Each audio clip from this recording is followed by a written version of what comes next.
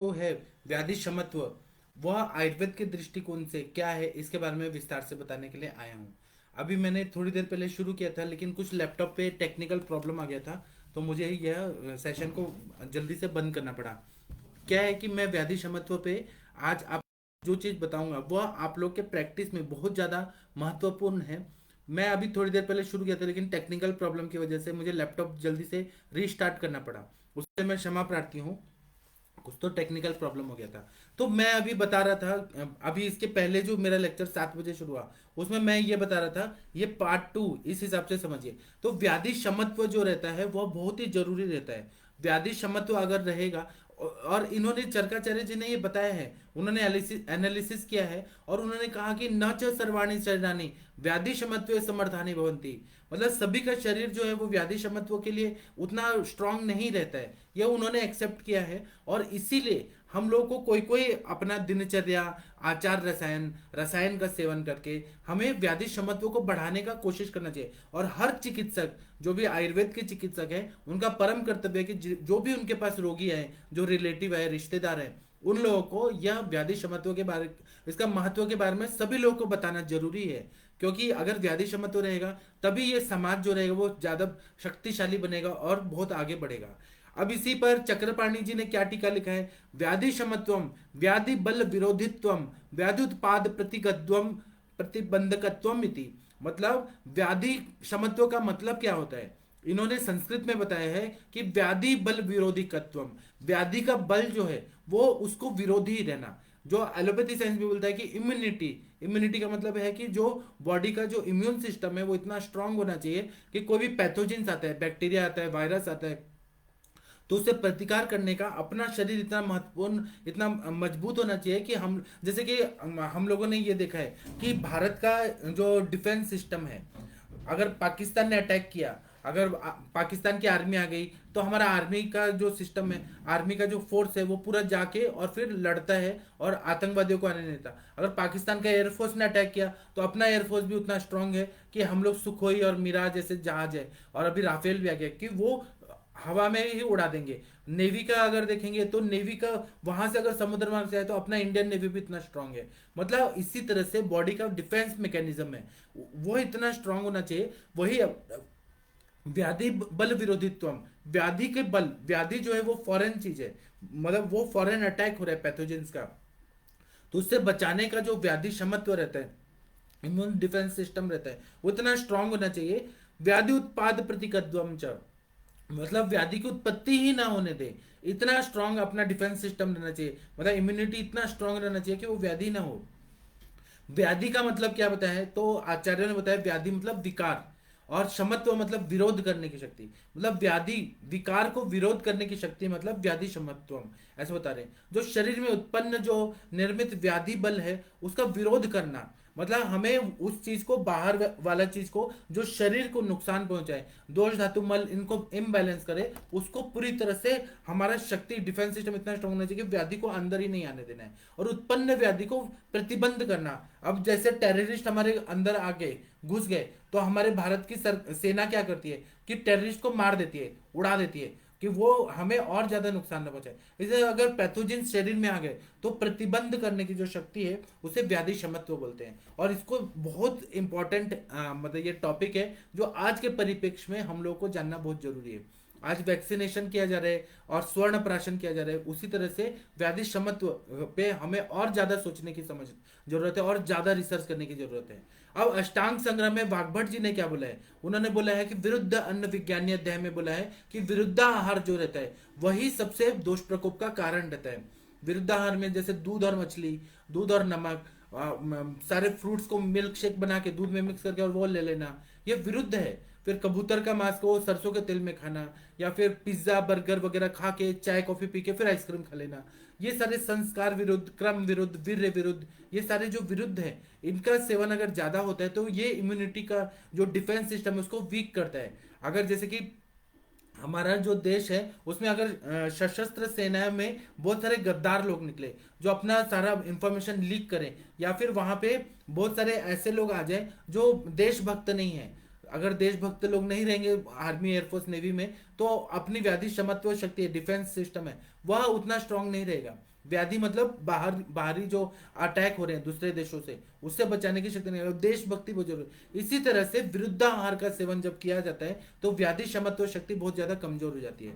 उसी तरह से आचार्य चरकाचार्य जी ने यह बताया है कि प्रशस्त पुरुष क्या होता है, मतलब सबसे स्ट्रांग और प्रशस्त पुरुष क्या होता है, तो उत्तम स्वास्थ्य रहना, स्वास्थ्य चरण समदोषा समाग्निशा समधातु मल क्रिया प्रसन्नात्मेंद्र बना स्वस्थ इत्यादि दिए थे। जब ये बात कहा है कि समदोष रहना चाहिए, समअग्नि रहना चाहिए, समदोषा समाग्निशा समधातु मल क्रिया प्रसन्नात्मेंद्र, आत्मा इंद्र मन प्रसन्न रहना चाहिए, तब उसको स्वस्थ बोलते हैं। तब इसमें ऐसा बोलते हैं कि जब उत्तम स्वास्थ्य है, स्वस्थ स्वास्थ्य अच्छा है, हेल्थी शरीर है, तो व्याधि क्षमत्व यह भी रहना बहुत जरूरी है। जितना देश समृद्ध होता है उतना डिफेंस सिस्टम भी, आप लोगों ने देखा होगा कि भारत सरकार का अभी इस साल का बजट जो है उसमें 27% जो बजट का है उसमें रक्षा बजट के लिए वो पैसा रखा गया। क्यों? क्योंकि अपने देश को मजबूत बनाना है। इसी तरह से हमारे शरीर को स्वस्थ बनाने के लिए हमें व्याधि क्षमत्व पे ज्यादा काम करना पड़ता है। अब चरकाचार्य जी ने प्रशस्त पुरुष के क्या लक्षण बताए हैं, तो सम मास संवहनन, मतलब पूरा शरीर में मांस जो रहता है वो पूरा एकदम अच्छे से सम मास रहना चाहिए। और वह कैसे बनता है, तो सम अग्नि से, उत्तम अग्नि से, और धातु बल अगर अच्छा रहा तो वह सम प्रमाण रहता है। अभी बहुत सारे आप लोगों ने देखा होगा कि शोएब अख्तर जैसे लोग हैं, वो जो क्रिकेटर था शोएब अख्तर, वो मसल्स तो बना लिया लेकिन दो रन, ये 2 ओवर रन डालेगा और उसे सांस फूलेगा और पंप लेना पड़ता है, एस्थेलिन और ब्रोंकोडायलेटर ऐसा लेना पड़ता है। ये वाले सम प्रमाण नहीं बोलते हैं, सममास। वो ये होना चाहिए कि अग्नि भी अच्छा है, कोई बीमारी भी नहीं हो, मस्कुलर केवल हमारा मसल्स देखने में अच्छा हो रहा है, जिम जाके मसल्स बनाए, अंदर से खोखला है, तो ये इसको आयुर्वेद नहीं बोलता है। आयुर्वेद बोलता है कि अंदर से भी स्वस्थ रहना है और मांस का सहनन अच्छा होना चाहिए। उसी तरह से सम मास प्रमाण, प्रमाण भी अच्छा होना चाहिए। उसी तरह से सम सहनन के बारे में और क्या बताते हैं कि व्यक्ति के शरीर पे सम प्रमाण में अग्नि रहना चाहिए। बहुत सारे ऐसे पेशेंट आते हैं, वो बोलते हैं कि डॉक्टर साहब हमें कभी भूख ज्यादा लगती है, कभी कम भूख लगती है, कभी नहीं भूख लगती है, तो उनकी विषमाग्नि रहती है। कुछ कुछ लोगों को तीक्ष्णाग्नि रहती है कि उनको बहुत ज्यादा भूख लगती है, बहुत ज्यादा मात्रा में रहता है, तब भी पतले के पतले रहते हैं। कुछ लोगों की मंद अग्नि रहती है, अग्नि मंद रहता है तो वो कफ के वजह से रहता है। तो हमें तीनों चीज नहीं चाहिए, विषमाग्नि भी नहीं चाहिए, तीक्ष्णाग्नि भी नहीं चाहिए और मंदाग्नि भी नहीं चाहिए, हमें सम अग्नि चाहिए। और सम अग्नि मतलब उत्तम अग्नि चाहिए कि सब कुछ खाया पिया है वो पचा ले और मात्रा पूर्वक आहार भी किया होना चाहिए। फिर दोष भी अच्छे होने चाहिए, दुष्य भी, मतलब रस रक्त मांस में दस्ती मज्जा शुक्र और स्वेद मूत्र पुरुष, यह भी अच्छे होने चाहिए, दुष्य भी अच्छे होने चाहिए। मन और शरीर इंद्रिय ये सब भी, इनका भी बल जो है उनका सहनन अच्छा होना चाहिए। आंखें भी अच्छी होनी चाहिए, कान भी अच्छे होने चाहिए, नासिका भी अच्छा होना चाहिए, इनका ग्रहण शक्ति भी अच्छा होना चाहिए। तो अपने ज्ञानेन्द्रिय कर्मेंद्रिय ये सारे अच्छे होने चाहिए, तब हम बोलते हैं कि सम सहनन प्रमाण। और पहला वाला था सम मास प्रमाण, ये अगर अच्छा रहे तो ये एकदम बेस्ट बताया गया है। और इसको ही बनाने के लिए चिकित्सा किया जाता है कि इम्यूनिटी अच्छा रहे। इसी तरह से हमारे जो इंद्रियां हैं इन पर मैं कुछ बताऊंगा कि अपने शरीर में 11 इंद्रिय बताए, पंच कर्मेंद्रिय बताए हैं, पंच ज्ञानेन्द्रिय बनाए बताए, और एक उभयेंद्रिय मतलब मन बताया है। तो इन इसीलिए व्यक्ति के शरीर में उत्तम बल होना चाहिए, इंद्रियों की शक्ति अच्छी होनी चाहिए, मतलब ज्ञानेन्द्रिय कर्मेंद्रिय और उभयेंद्रिय जो मन ये बहुत स्ट्रांग रहना चाहिए, तभी व्याधि क्षमत्व बहुत ज्यादा बढ़ जाता है। अब व्याधि क्षमत्व अगर हमें देखना है तो हमें और क्या क्या पैरामीटर से समझना पड़ता है कि व्याधि क्षमत्व अच्छा है, उत्तम है। तो उसके लिए हमें ये देखना है कि उसकी क्षुधा, मतलब भूख को कंट्रोल करने की शक्ति कितना है, पिपासा को कंट्रोल करने की शक्ति कितना है, आतप को मतलब धूप को सहन करने की शक्ति कितना है, शीत ठंडी को सहन करने की शक्ति कितना है।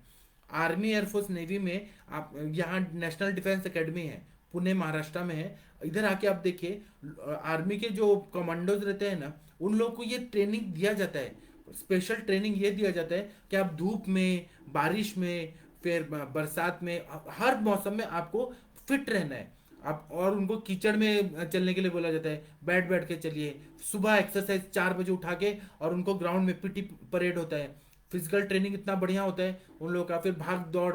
और ये जो एनडीए कैडेट्स जो रहते हैं ना, उन लोग का जो कैलोरीज रहता है हमारे नॉर्मल मनुष्यों से उनका ज्यादा रहता है, 4 गुना ज्यादा उनको कैलोरी वाले चीजें खिलाई जाती है, क्योंकि उनका उतना मेहनत रहता है। तो वह उत्तम, और वो प्यास भी सहन कर पाते हैं, उनको 6-6 घंटा तक, 10-10 घंटा तक पानी नहीं देंगे तभी वो तड़पेंगे नहीं, उनको भूखे रखा जाता है कि आप कुछ मत खाइए इस टाइम पे, तो उनका शुदा शुदा पे भी कंट्रोल रहता है। उसी तरह से धूप में उनको कितना भी आप करिए, उनका आतप की भी शक्ति, आतप को सहन करने की शक्ति अच्छी होती है। उनको बर्फ में, बारिश में, पानी में डुबा दिया जाता है कि आप स्विमिंग कर करके चलिए, मतलब उनको पानी में, जब नभ में, हर तरह से फिट बनाया जाता है। यही चीज आयुर्वेद भी बोलता है कि उत्तम सहन करने की शक्ति अगर बढ़ जाती है, भूख की, प्यास की, धूप सहन करने की, शीत की, तो वह इंसान की व्याधि क्षमत्व बढ़ जाता है। अब मैं आप लोगों को एक एग्जांपल से बताऊंगा कि व्याधि क्षमत्व जब कम रहता है तो क्या रहता है। एक बार मेरे पास एक पेशेंट थे, उनकी बेटी को सेरेब्रल पाल्सी था, और वो मुंबई के बहुत बड़े जो शेयर होल्डर कंपनी है, इंडिया की नंबर 1 शेयर होल्डर कंपनी है, उसके वो मालिक हैं। और वो जो सीएनबीसी चैनल है अपना, बिजनेस चैनल जो आता है टीवी में, टीवी 18 का, उसमें वो एक्सपर्ट ओपिनियन देने के लिए आते हैं। 2008 में उनको मेरे बारे में किसने बताया, और वो मेरे को कार से बुलाते थे। मुंबई में वाल्केश्वर करके जगह है, जो मरीन ड्राइव का एंड होता है ना, तो वो चौपाटी के बाद वाल्केश्वर करके एक जगह है, वहां पर वो मुझे कार से बुलाते थे। तो मैं उनकी बेटी को देखने के लिए जाता था। अब वो क्योंकि बड़े आदमी, वो इधर नहीं आ सकते, और मेरा नया प्रैक्टिस था, और मेरे को सेरेब्रल पाल्सी में मेरे को सिद्ध हस्त हो गया था, मतलब मैं अच्छे से ठीक कर पा रहा था। तो वो मुझे कार भेजते थे मुंबई से। तो मैं मुंबई से उनके पास जाता था। मुंबई जाने में मुझे 3.5 घंटा लगता था। तो वो कार से मुझे तो फिर मैं जो मेन बात है वो बताता हूँ। तो उनकी बेटी जो थी ना, उसको फीवर आता था। तो उस टाइम पे मैंने उनको कहा कि आयुर्वेद में तो बोला है लंघनम स्वेदनम कालो ये वागो स्तिक्त को रसा, मतलब लंघन कराइए कुछ, फिर स्वेदन कराइए। उन्होंने स्वेदन कराया, मैंने त्रिभुवन कीर्ति रस दिया था उनको। तो स्वेदन कराने के बाद उन बोले नहीं नहीं, हमारी बेटी को पसीना आ रहा है, सफोकेशन हो रहा है, ये नहीं होगा, बर्फ की पट्टी रखने लगे। और दूसरा बात है कि कंटिन्यू एसी में रहना है उनको, थोड़ा भी फ्रेश हवा लग गया बेटी बीमार, क्योंकि इम्यूनिटी बहुत वीक था। तो मैंने उनको समझाया कि देखिए, आपका जो बड़ा बिल्डिंग है, टॉप फ्लोर है, इसके नीचे झोपड़पट्टी है मुंबई में। आप उधर देखिए, बच्चे ना मिट्टी में खेल रहे हैं, पॉटी करते हैं उधर ही खेल रहे हैं, तो उनके शरीर में एंटीबॉडीज तैयार होते हैं। तो वो धूप में, बारिश में नंगे घूमते रहते हैं बच्चे, जो मजदूरों के बच्चे रहते हैं वो नंगे घूमते रहते हैं, लेकिन वो बीमार नहीं पड़ते हैं। आप अपने बेटी को एक थोड़ा सा फ्रेश सनलाइट भी नहीं दे रही है, फ्रेश एयर भी नहीं दे रही है, तो इससे इम्यूनिटी तो कम होगी ही होगी। इसीलिए बच्चे को ज्यादा नेचुरल चीजें में रखना चाहिए। जितना वो नेचुरल में रहेंगे, बैक्टीरिया वायरस को लगने दीजिए, जितना अटैक होगा बॉडी में एंटीबॉडीज तैयार होंगे। एंटीबॉडीज नहीं रहेंगे तो वो बच्चे बीमार होते हैं। तो इसीलिए यहाँ जो बोला है ना, उसका मैं मॉडर्न एस्पेक्ट से बता रहा हूँ। और फिर उन्होंने जब फॉलो करना शुरू किया, उन्होंने ये नहीं किया कि झोपड़पट्टी की तरह बच्चों को रखा, उन्होंने फ्रेश एयर, फ्रेश सनलाइट, ये सब देना शुरू किया। तो बच्चे का इम्यूनिटी बहुत अच्छा हो गया। और फिर बच्चे को वो घूमने भी लेकर जाते थे, पार्क ले जाते थे। मैंने उनको कहा कि आप पार्क में लेके जाइए बच्चे को, मिट्टी में और घास में खेलने दीजिए, देखते हैं ना क्या होता है। और मिट्टी मिट्टी से खेलने दीजिए, घास में उसको खेलने दीजिए। बाकी मैंने मेडिसिन दिया तो सेरेब्रल पाल्सी ठीक हो गया। तो यही चीज यहाँ पर चरकाचार्य ने बोला है कि क्षुधा, पिपासा, आतप, शीत सब सहन करने की क्षमता जिसमें रहता है, वह बहुत ज्यादा व्याधि क्षमत्व उसमें प्राप्त हो जाता है। मानस बल की वृद्धि करता है। जितना हम आतप, जो लोग जितना उपवास करते हैं, लंघन करते हैं, उनकी मानसिक शक्ति बढ़ जाती है। तो यही उपाय इन्होंने बताया। तो हमें भी ये सोच के फिर चिकित्सा करना चाहिए, हमें पेशेंट को बोलना चाहिए। उसी तरह से व्यायाम सह, मतलब व्यायाम शक्ति उत्तम है, अर्ध शक्ति व्यायाम बोला है, लेकिन व्यायाम करने की भी ताकत रहनी चाहिए। अब एक बार क्या हुआ कि मैं बहुत सारे डॉक्टर लोगों के साथ एक जगह कॉलेज का इंस्पेक्शन था, तो मैं वहां गया। वो कहाँ है, तो राजकोट, राजकोट में मैं गया। एक नया कॉलेज का ओपनिंग हो रहा था, तो वहां पर मेरे साथ बहुत सारे डॉक्टर्स थे, एमडी डॉक्टर्स थे। तो वहां पर गुजरात में राजकोट से थोड़ी दूर पर एक देवी माता का मंदिर है। तो वो मंदिर है चोटिला देवी का मंदिर। उसमें गुलशन कुमार जो थे ना, तो उन्होंने बहुत बड़ा मंदिर बनाया। तो उसमें सीढ़ियां चढ़ना पड़ता है बहुत सारा। तो मैं तो चढ़ गया पूरा, मैं चढ़ के उतर भी गया, ऐसे 5 बार चढ़ना और उतरना कर दिया। लेकिन जो दूसरे डॉक्टर्स थे ना, वो थोड़ा सा 100 स्टेप्स चढ़े सीढ़ियाँ, उसके बाद सांस फूलने लगा। बोले नहीं नहीं, हम ऊपर नहीं जा सकते। मैंने बोला ऐसा क्यों है, आपका इम्यूनिटी बहुत वीक है। तो मतलब उनका मानसिक बल भी अच्छा नहीं था। एक तो उनका ये भी नहीं था कि वो सीढ़ियां चढ़ पाए भगवान के दर्शन में। मैंने कहा भगवान इसीलिए ऊपर कर दिए, थोड़ा मेहनत करके आपको जाना पड़ेगा। तो उनका मानसिक बल भी ठीक नहीं था, शारीरिक बल भी ठीक नहीं था। और एमडी डॉक्टर हो के ना इतना मतलब कमजोर थे, दिल के भी कमजोर। और ये भी नहीं था कि हम चढ़े भगवान के दर्शन। वो उधर 100 स्टेप चढ़ के सांस फूलने लगा, बैठ गए और फिर वापस ही आए। मैं 5 बार चढ़ के 5 बार उतर गया। तो ये होता है मानसिक बल। जो लोग जितना उपवास करते हैं, जितना प्यास को कंट्रोल करते हैं। मैं ये नहीं बोला पानी नहीं पीना, लेकिन ये आतप सहन की और मतलब पिपासा की शक्ति अच्छी होनी चाहिए कि हम अगर पानी नहीं मिले कोई प्रॉब्लम में तो हमें कोई हमें तकलीफ ना हो। क्षुधा पिपासा आतप और ठंडी को भी सहन करने की शक्ति होनी चाहिए। बहुत सारे मैंने मजदूर देखे हैं जो यूपी बिहार के लोग आते हैं, वो लोग क्या करते हैं, सरसों का तेल लगाते हैं और बिना कोई चप्पल पहने बिना कोई स्वेटर पहने के इतना मेहनत करते हैं, ठंडियों में भी काम करते हैं, क्योंकि उनकी शीत सहत्व बहुत अच्छे रहते हैं, व्याधि क्षमत्व अच्छा रहता है, धूप में भी काम करते हैं तो थकते नहीं है। और वही जो बहुत ज्यादा हाईफाई लोग रहते हैं ना, जो हर समय एसी चाहिए उनको और ठंडा पानी चाहिए, कुछ भी हो गया तो एंटीबायोटिक से, वो लोग का व्याधि क्षमत्व उतना अच्छा नहीं। और कोरोना पीरियड में वही लोग की डेथ ज्यादा हुई जो लोग ना दुख नहीं बर्दाश्त कर सकते हैं, थोड़ा सर्दी जुकाम और बुखार को नहीं बर्दाश्त कर, उन लोगों की डेथ हुई। कोरोना वायरस ने उनको ही मार दिया पूरा। जो SpO2 जो लेवल कम हुआ ना उन लोग का। इसीलिए आयुर्वेद बोलता है कि हमें हर तरह का मौसम सहन करने की शक्ति होनी चाहिए। जब सीजनल चेंजेस भी हुए तो इम्यूनिटी इतनी अच्छी होनी चाहिए कि सीजन जब चेंज होता है, ऋतु परिवर्तन होता है, तो ऋतु संधि काल उसमें हम लोग बीमार न पड़े, बीमार पड़े तो जल्दी रिकवर हो जाए। इसको जानना बहुत जरूरी है और इसके लिए उपाय करना बहुत जरूरी है। उपाय में क्या करना है वो मैं बताऊंगा। फिर व्यायाम शक्ति भी अच्छी होनी चाहिए। जो मैंने बताया ना कि वो व्यायाम नहीं कर पाए, चढ़ नहीं पाए पहाड़ पे वो उतने स्टेप से, तो ये नहीं आप लोगों ने देखा होगा वैष्णो देवी जब लोग जाते हैं तो 12 किलोमीटर देवी के गुफा तक जाने के लिए लगता है, और उसके बाद में फिर भैरवनाथ का दर्शन करके फिर वो अर्थ वापस आते हैं। तो इतना जो लोग चलते हैं उन लोगों को देवी माता का आशीर्वाद प्राप्त होता है। आजकल क्या है कि हेलीकॉप्टर हो गया है, हेलीपैड हो गया है, पैसा भरो और वहां हेलीपैड में जाओ, गुफा में दर्शन करके फिर हेलीकॉप्टर से आओ। इससे तीर्थ नहीं होता है। तीर्थ इसलिए बनाया गया अपने हिंदू धर्म में कि आप लोग को चलना है, मेहनत करना है, आप लोग की शरीर। और ये श्रद्धा भक्ति ये तभी होती है जब आप ना शारीरिक कष्ट करने की शक्ति प्राप्त करें।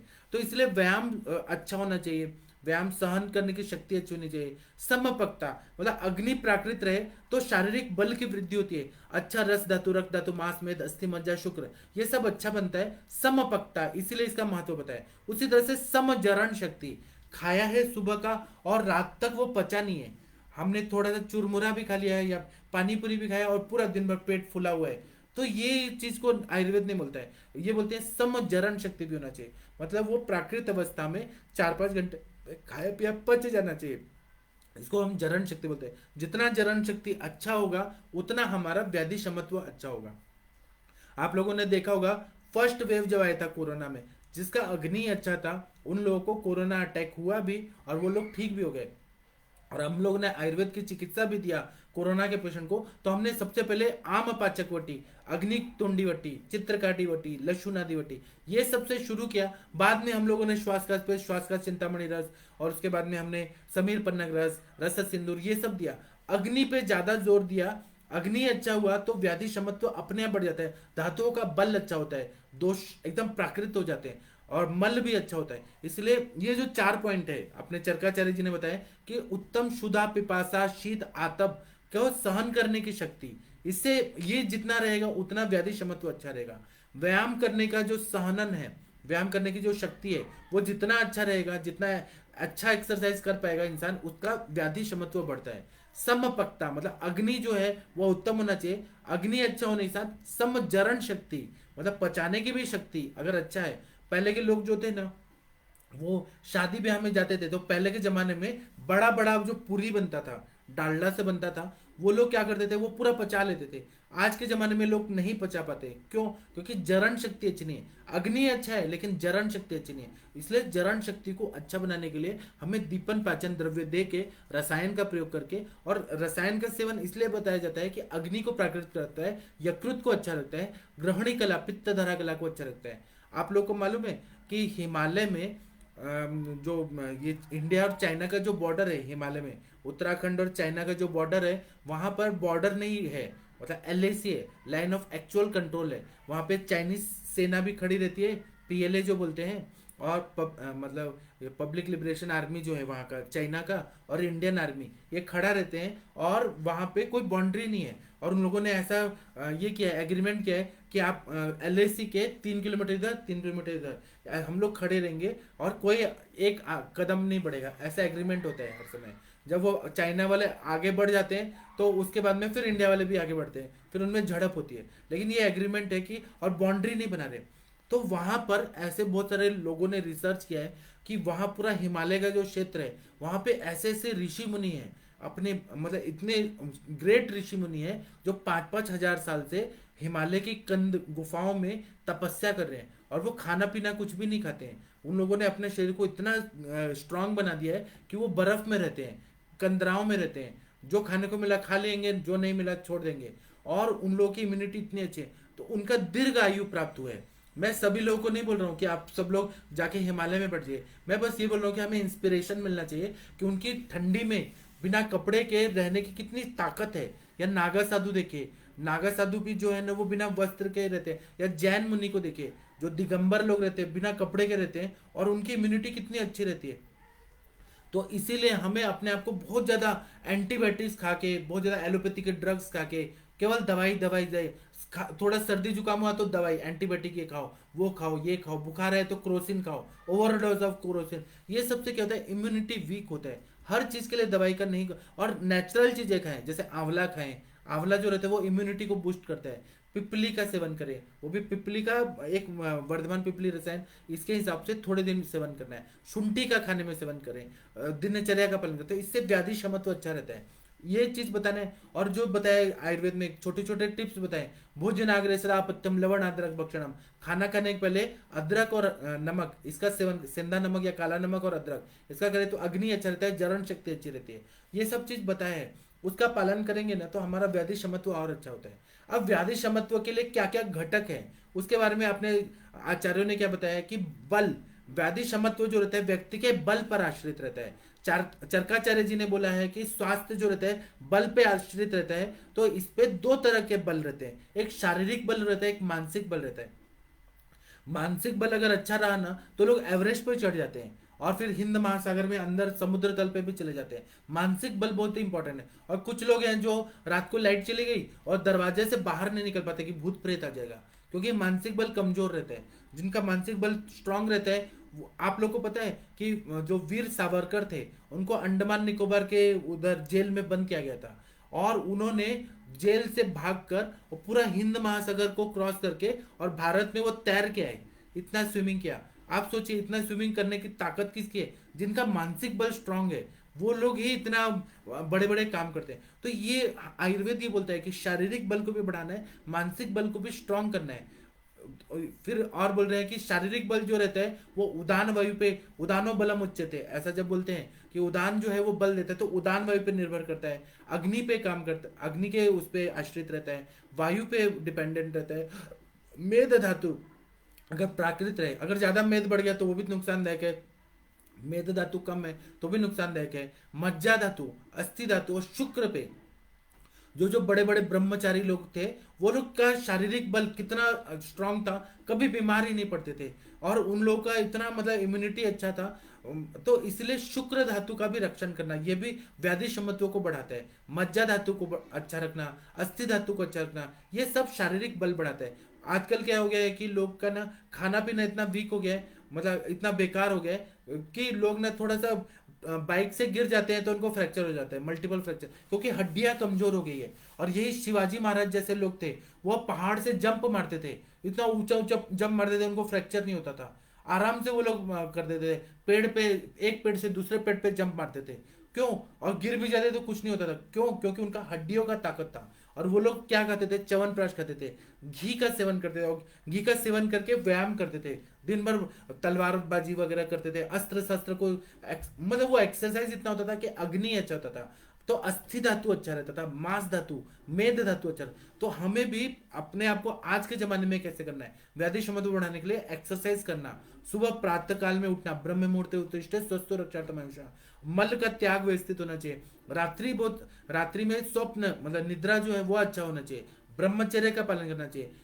अगर आप जितना शुक्र धातु निकलेगा उतना इम्यूनिटी कम होता है, इसको याद रखना है। और शारीरिक बल जो रहता है वो तीन टाइप का रहता है। एक सहज बल रहता है जो इनेट इम्यूनिटी रहता है, जो अपने आप ही आता है। आप लोगों ने देखा होगा कि उत्तर भारत में जो पंजाबी सिख लोग रहते हैं वो कितने स्ट्रांग रहते हैं, उनका सहज बल रहता है। जाट लोग जो रहते हैं उनका कितना बल, कितना स्ट्रांग रहता है।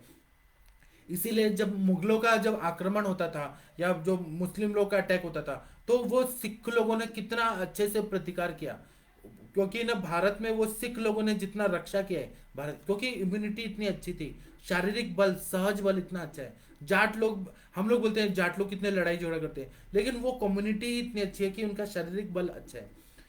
सहजम या शरीर सत्व प्राकृतम, मतलब सहज बल जो रहता है जन्म जात रहता है और माता पिता के माध्यम से आता है, और ये प्राकृत शारीरिक बल रहता है, मानसिक बल भी रहता है। इससे ना बहुत ज्यादा इम्यूनिटी इस पे रहती है। उन लोगों को कुछ ज्यादा रसायन सेवन करने का या कुछ परहेज पालने का जरूरत नहीं होता, उनको सहज बल प्राप्त होता है।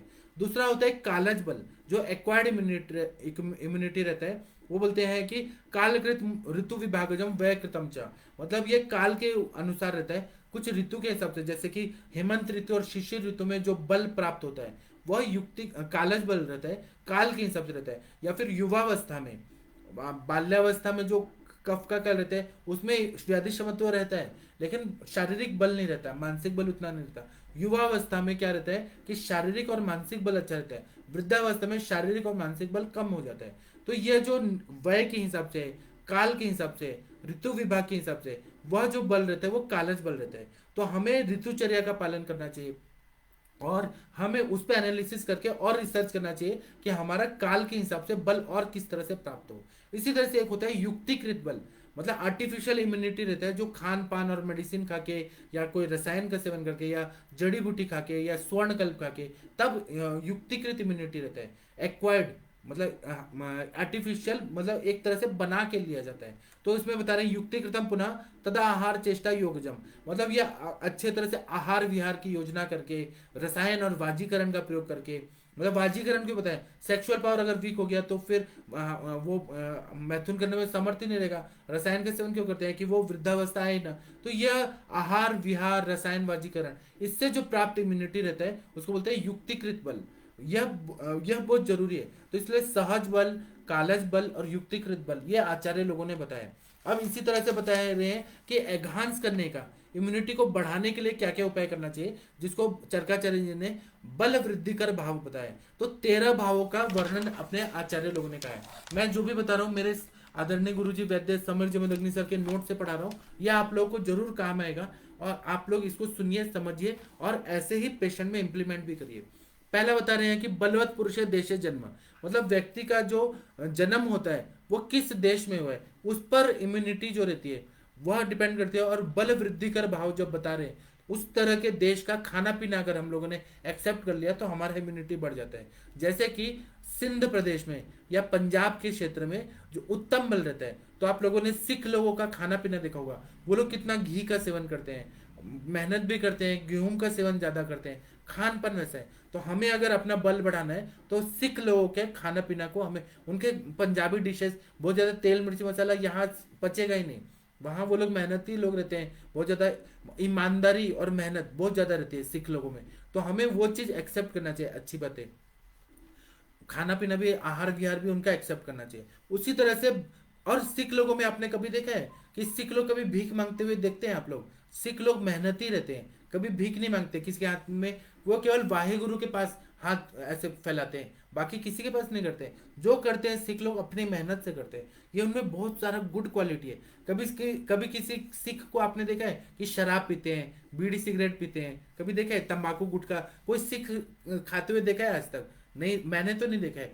सिख लोग ने ये बुरी आदतें पूरी तरह से बंद कर दी है, मतलब उनके सिख धर्म में ये सब बंद किया है। और वो लोग जितना गुरु लोग को मानते हैं, गुरु में निष्ठा होती है, उतना वो लोग का उन्नति इतना आगे हो गया है। तो हमें वो अच्छी चीजें एक्सेप्ट करना चाहिए, इसीलिए वो बलवान लोग रहते हैं। मतलब सिख लोग क्या, ज्ञान भी इतना अच्छा रहता है, बातें भी इतना अच्छा करते हैं। तो इसीलिए बलवते पुरुषे देशे जन्म, मतलब बलवान क्षेत्र में जन्म लेना और वैसा खान पान को एक्सेप्ट करना, ये हमारे बल की वृद्धि करता है।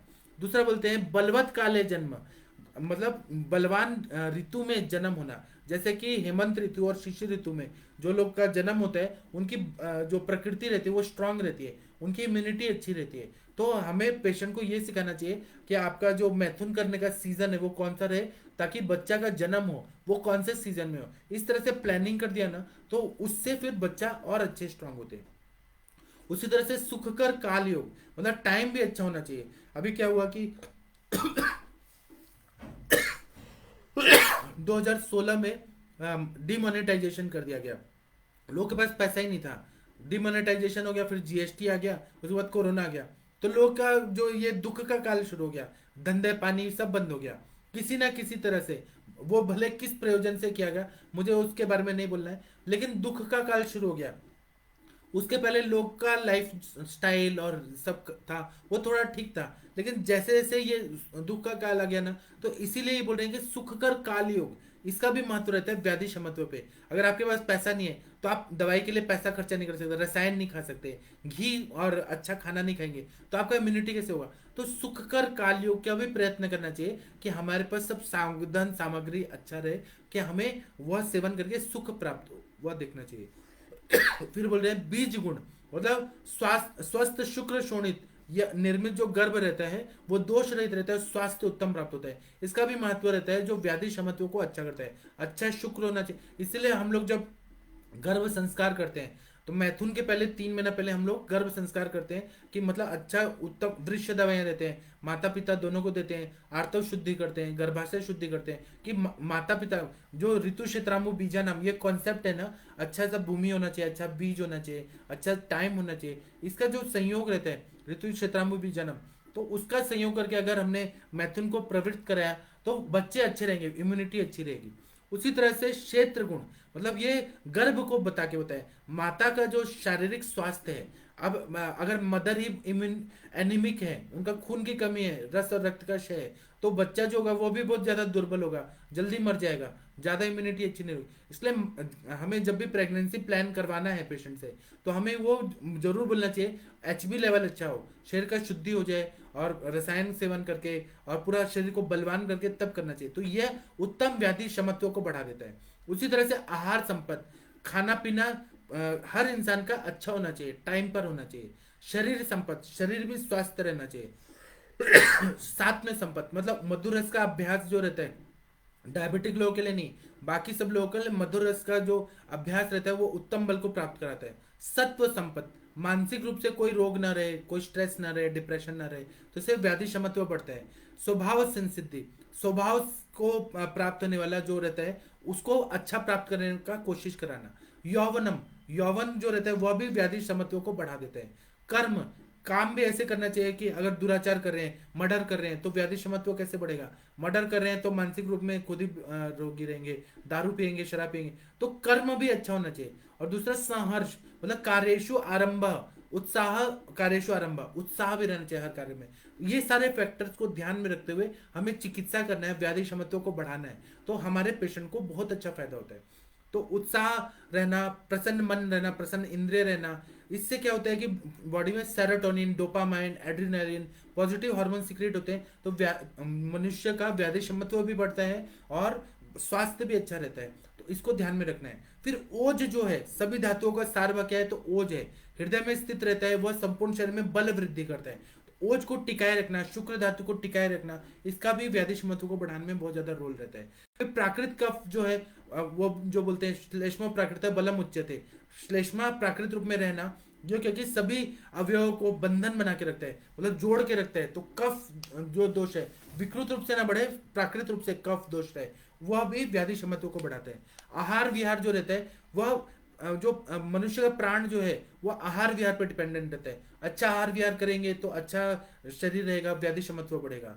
सम्यक अग्नि रहना, यह भी अग्नि का मंद होना व्याधि का हेतु का जनक होता है, वह अच्छा रहना चाहिए। सम्यक अग्नि रहेगा तो बल वृद्धि होगी, मानसिक स्वास्थ्य रहेगा। उसके धातु सारता, मतलब धातुओं का पोषण अच्छा होना चाहिए, मनोबल अच्छा होना चाहिए, पूरा ज्ञानेन्द्रिय कर्मेंद्रिय ये अच्छा होना चाहिए, मानसिक बल अच्छा होना चाहिए, यह भी व्याधि क्षमता को बढ़ाता है। व्याधि क्षमता को बढ़ाने के लिए दिनचर्या पे ध्यान देना चाहिए, ऋतुचर्या पे ध्यान देना चाहिए, रात्रिचर्या पे ध्यान देना चाहिए। अधारणीय वेगों को रोकना नहीं है, धारणीय वेगों को रोकना है हमें, जो काम क्रोध द्वेष ईर्ष्या है उसको रोकना है हमें, सदवृत्त का पालन करना है, रसायन का सेवन करना है, आचार रसायन का पालन करना है, जितना हो सके उतना आचार रसायन का पालन करें, और प्राकृत आहार विहार करें। ये सब का जब संयोग रहता है तो व्याधि क्षमता बढ़ता है और रोग प्रतिकार शक्ति बढ़ जाती है। तो इस तरह से मनुष्य को बल और व्याधि क्षमता की वृद्धि होती है, मनुष्य दीर्घ आयु को प्राप्त होता है और आयु उसका सुखकर हो जाता है। इतना मैं व्याधि क्षमत्व पे एक गाइडलाइन दिया, बाकी तो आप लोग बहुत ज्यादा रिसर्च करके अलग अलग दवाइयों का योजना करके कर सकते हैं। तो मैं अभी का लेक्चर समाप्त करता हूँ, 8:15 बजे हम लोग फिर मिलेंगे। मैं अभी का इनबॉक्स का नहीं दूंगा क्योंकि मेरे पास कुछ पेशेंट है, मुझे उनको देखना है। 8:15 बजे हम लोग फिर मिलते हैं, फिर हम लोग चर्चा करेंगे। प्रणाम सभी लोगों को, नमस्ते, प्रणाम।